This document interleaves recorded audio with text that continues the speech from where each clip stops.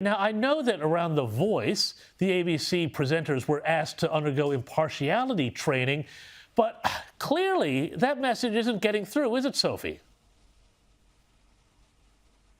James, the impartiality training has failed miserably at the ABC, and I would say that their staff need to do it again because it's not working, and whoever is running their editorial content should be hauled before Senate estimates, or David Anderson should be, to answer what on earth was going on during this coverage, because they have a lot of questions that are yet to be answered. Now, Sophie, I want to shift gears a bit to a sort of more serious story even than this. Australian journalist Cheng Lei is about to mark a sad milestone of 1,000 days behind bars in Beijing, accused of, well, leaking state secrets, but we don't really even know exactly the nature of the charges.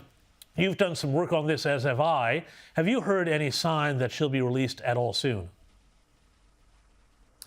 Well, James, unfortunately, there's no good news on Cheng Lei's front.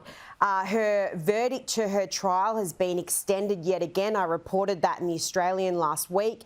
The earliest a verdict will be given is July. She will reach 1,000 days behind bars on Wednesday. This is a very shocking case for a mother of two who has her two children in Melbourne living with her mother, so the children's grandmother, has not seen Lei for a couple of years now, and there's no end in sight. And the government has to make sure that this changes, and changes very soon, James. And very quickly, have you spoken to anybody in her family about how they're holding up? Very quickly.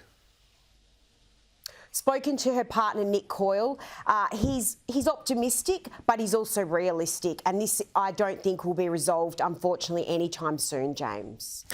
Sophie Elsworth, it's a terrible story, and we do hope that Cheng Lei has some freedom sometime soon. It's a terrible story. So thank you so much for joining me this evening.